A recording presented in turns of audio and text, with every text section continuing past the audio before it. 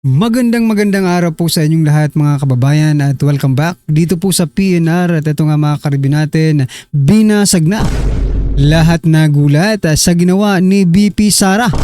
Ayan mga kababayan, patungkol po riyan ang ating alamin at bibigyan ng reaksyon ngayong araw na ito. Pero bago pong lahat mga kababayan, sa mga hindi pa po nakapag-subscribe sa ating channel ay pasubscribe naman po. At palike na rin po ng video ito. Maraming salamat po at eto na nga, simulan na po natin to.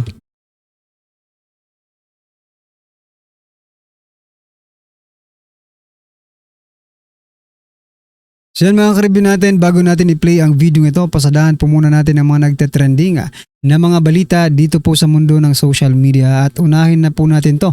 Nako, ito pong si Yusek Claire Castro.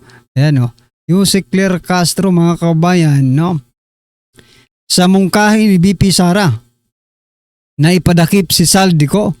Nako, sabi po ni Castro ay delikado daw po ito, no? Ito po ang sabi ni Castro, no? Hindi magandang manggaling mismo sa isang vice-presidente ang mungkahi na ipadakip ang isang mambabatas na isinasangkot sa maanumalyang flood control project. Bakit hindi? No? Bakit hindi maganda? Maganda nga yun, ipadakip agad si Saldico nang matapos na po ito. Di ba? Bakit? Bakit si former President Duterte noon ipinahuli ninyo? Hindi yun nagnakaw Castro, makinig ka. Si former President Duterte hindi po nagnakaw yun. Ano po bang ginawa niya? Nilinis niya po ang Pilipinas para sa mga susunod na henerasyon. Pero ipinadakip po ninyo. Ibig bang sabihin nito, pag gumawa ka ng mabuti ngayon sa Pilipinas, ay ikaw ang ipapahuli. Pag gumawa ka ng masama, magnakaw ka sa kaban ng bayan, hindi pwedeng hulihin? Anong klaseng gobyerno ito? Di ba? Sa palagay niyo po ba mga kababayan, nasa tamang pag-iisip pa po ba itong si Yusek Claire Castro? Alam mo Yusek Claire Castro, nasobrahan ka. Nasobrahan ka na sa pagtatanggol dyan sa mga amo mo. Sa amo mo. Di ba?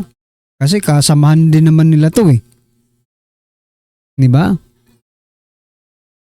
Bakit hindi pwede ipadakip? Sige nga, bakit delikado kung ipapadakip si Saldico? Diba? Kung nagawa nyo nga yun kay former President Duterte na walang ninakaw, ni kusing, walang kinuha sa kaban ng bayan. Diba? Napapunta nyo pa sa ICC.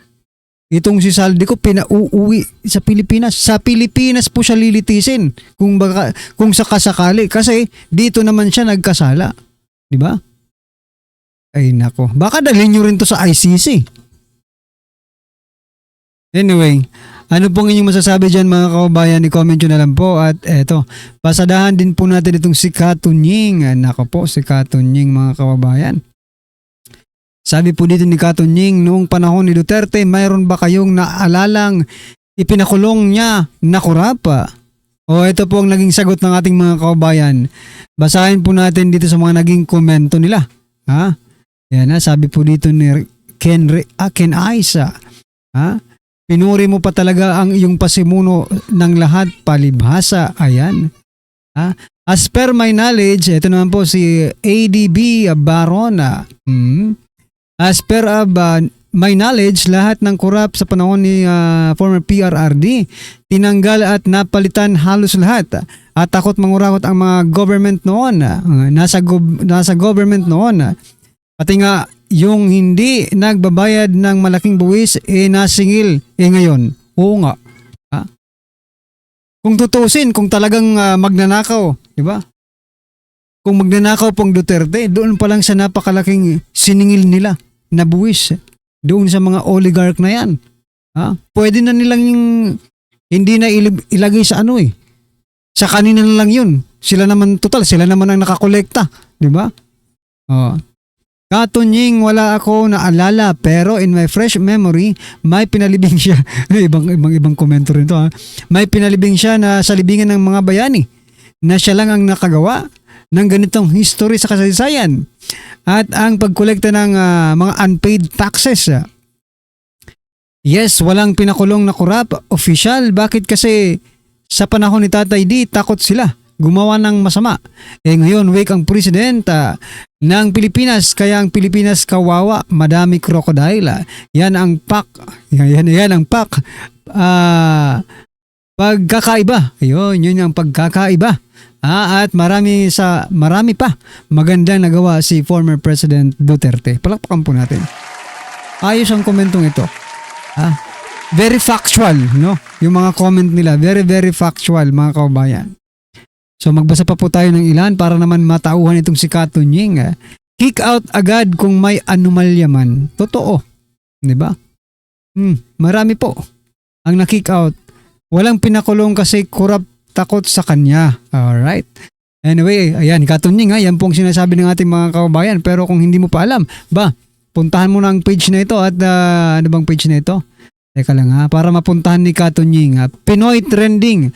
Ayan Katunying. Puntahan mo po ito at basahin mo lahat ng komento ng ating mga kababayan. No? Maging sa vlog mo, basahin mo rin. Huwag mong i-delete. Kasi nag-comment yung ating mga kababayan eh. Baka lang naman dinidelete mo. No? I'm not saying na dinidelete mo yung komento nila. Pero basahin mo na rin yung mga komento nila. No? Ito last po natin pag-uusapan tapos i-play po natin yung video. Nako, Chavit Singson mga kababayan, nagsalita na. Ito po ang kanyang sabi. Sa investigasyon ng Senado at Kamara, walang mangyayari dyan. Nako, wala daw mangyayari sa investigasyon na yan. Bakit kaya? Yung investigasyon na ginagawa ng Senado at House, walang mangyayari dyan dahil dyan, majority always win. Tingnan mo, nagpalit pa ng Blue Ribbon Committee. Ay, oo nga no?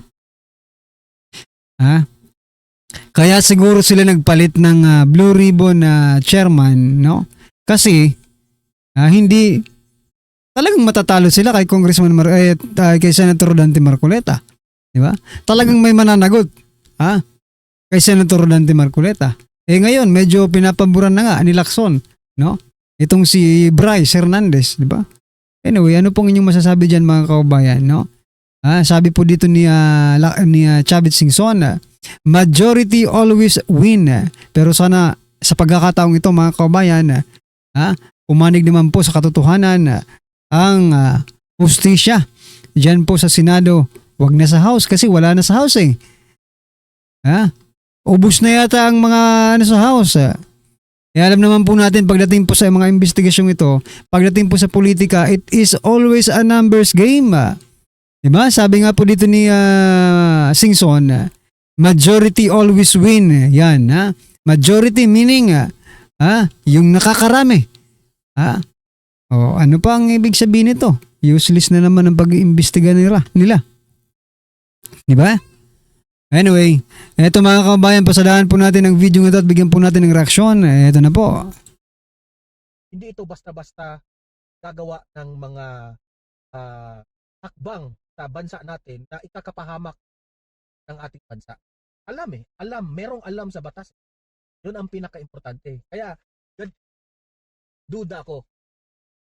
Kasi, yung pagpunta ni VP Sara, bihira lang yan May pinuntahan talaga siya sa Senado. Si Marcoleta ang pinuntahan niya doon. Okay? Marcoleta ang pinuntahan niya doon. So, sabi ko, meron talagang mangyayari sa Marcoleta Duterte tandem. Lahat nandito po tayo ngayon sa aking sasakyan, nagva-vlog sa mga updates at mga dapat nating reaksyonan na mga nangyayari kanina. Okay? Una nating pag-uusapan ay anong ginagawa ni Vice President Inday Sara Duterte sa Senado. Pumunta siya kanina sa Senado. Kasi may sinabi naman siya kahapon na may pupuntahan siyang senador sa Senado. At yan ay walang iba kundi si Senator Marcoleta. Ano ang pinag-usapan nila? Yan malalaman ninyo yan mamaya kung ano yung pinag-usapan, okay? Pero bago ang lahat, bago natin ito pag-uusap. Ready follow sinalubong siya ni Bato de la Rosa, Senator Bongo at itong si Senator Amy Marcos. Pero dati na yang sinabi ni VP Sara na may pupuntahan siya diyan sa Senado. May isang senador may isang senador na pupuntahan siya.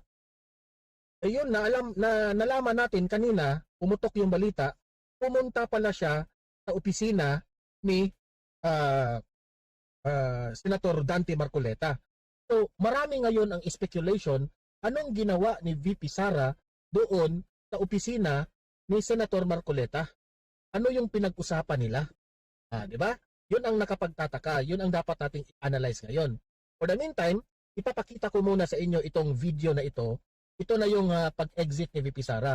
Ito na yung video na kinamahan siya ni Senator Amy, Senator Bongo, Senator Bato na ano siya, pa-exit na siya sa Senado. Ito yung video i-play natin. Okay.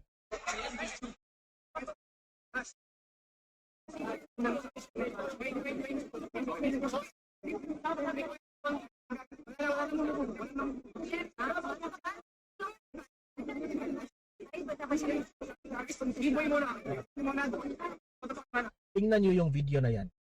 Diba? Dinudumog siya ng media, dinudumog siya ng taong bayan. Paminsan-minsan lang eh. Ganyan po ang isang vice president na makikita mo na mahal siya ng taong bayan. Parang mas ano pa sa presidente, no? Mas excited pa yung mga press na ma-interview itong si VP Sara. No? Kasi paminsan-minsan lang ito magsalita, mga kababayan, no? At hindi gaya po sa bagay, the president is the president, mga kababayan. So always po yan sila. Pero parang si Claire Castro ang maingay kaysa po sa presidente, mga kababayan. Kahit marami akong bashers na nagsasabi na utot mo, Don Mar. Ikaw lang ang naniniwala. Correct me. By the time na this coming 2028, magiging presidente itong si VP Sara. Balikan niyo itong video na ito. Ako nakakasiguro ako na mananalo ito sa 2028 eh. At itong pagpunta niya dito sa Senado, may duda ako. May duda ako dito kay Marcoleta at ni VP Sara. Mamaya sasabihin ko sa inyo. Pero ang tawag dito? Napakaaga pa para pag-usapan po ang 2028, mga kababayan. But anyway, sa politics po, kailangan prepared ka no? Sa mga posibleng mangyari. Maybe nag-uusap po sila, di ba? Para po sa 2028. Pero early pa, it's too early to talk about the 2028, no? Kung anong posibleng mangyari dyan. Pero sabi ko nga, mga kababayan, no? Ang mga politiko, hindi po yan, hindi po yan instant making ng politicians, no? Kailangan pinaghahandaan yan. Maybe 10 years before sila mag-run as a ganyan, di ba? Pinaghahandaan na nila yan no? Ang kay former President Duterte lang hindi talaga nila in-expect, no? Na may isang Duterte na magiging presidente out of the blue. Wala Wala sa mga survey at eto, nanalo. Yun pong pinakamaganda siguro ko Eto, opinion ko lang po mga karibin natin. Yun po siguro, yung pagkapanalo po ni former President Duterte, yun ang pinakamagandang nangyari sa Pilipinas. Pagkatapos ng video na ito, okay? Ito yung analysis ko Play mo na.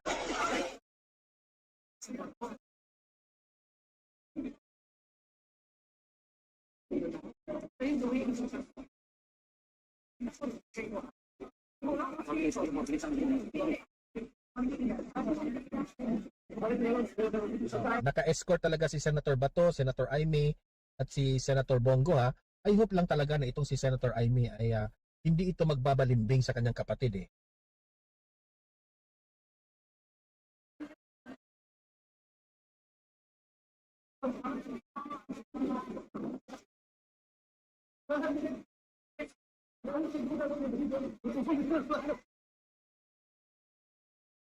Yan, papasok din si Amy.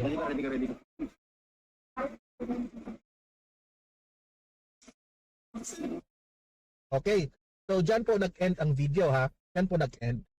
Ngayon, alam nating lahat na pupunta itong si VP Sara sa Senado.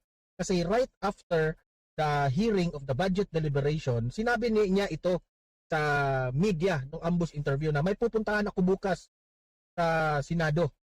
May isang senador, kinukulit pa nga siya ng mga mainstream media Ma'am, sino yung senador, ma'am? Sino yung pupuntahan mo doon? Ganon. Ako, nung nakita ko yung video na yon, nakala ko lang na baka pupuntahan niya si Senator Amy o baka pupuntahan lang niya itong si Bato o yung mga kaalyado niyang mga senador, no? Kaalyado ng kanyang tatay ng mga senador diyan sa Senado. Iyon pala, na-shock ako nung nalaman ko na pumunta talaga siya sa opisina ni Senator Marcoleta. At talagang may picture silang dalawa, ha. May picture, tapos biglang nagkagulo nung itong si Rodante Marcoleta, Senator Rodante Marcoleta, ay nag-post sa kanyang page na kasama niya si VP Sara sa kanyang opisina nga. Binisita siya. Eto ngayon, anong ginagawa ni VP Sara doon? Anong pinag-usapan ni Senator Rodante Marcoleta?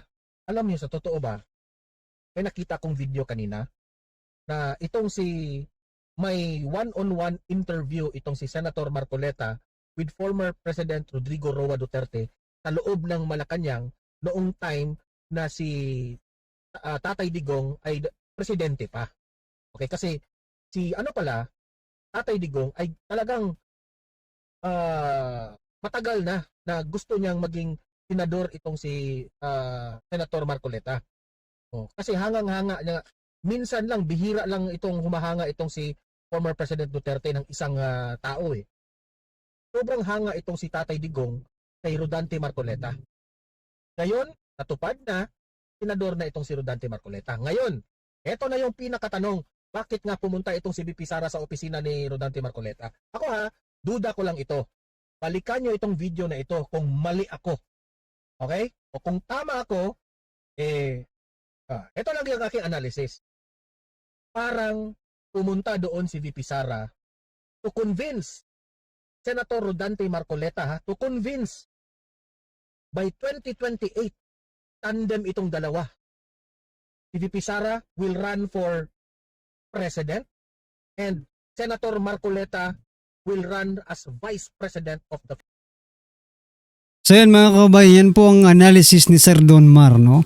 Pero para sa atin, no? Masyado pa pong maaga. Maybe iba po yung pinag-usapan nila, mga kababayan. And I think, ang opinion ko naman po, mga kababayan, ay patungkol po dyan sa nangyayaring investigasyon sa flood control anomalies na yan, no? Maybe pinalakas ni VP Sara Duterte yung loob ni Senator Rodante Marcoleta kasi di ba kakick out lang bilang chairman ng Blue Ribbon Committee. Baka sinabi niya, pinalakas niya yung loob, wag kung ano mang tawag niya, no, Senator Rodante Marcoleta, wag mawalan ng pag-asa, natin yan, basta galingan mo lang, di ba? Kasi medyo malayo pa ang 2028 para pag-usapan po yan. Pero wag din po nating walain yung mga possibilities na ganyan, mga kababayan. Okay? Anyway, ano po ang inyong opinion, reaction patungkol po sa video ito, mga kababayan? I-comment nyo na lang po sa baba para at least alam po natin, mga kababayan, ang inyong opinion. Maraming salamat po.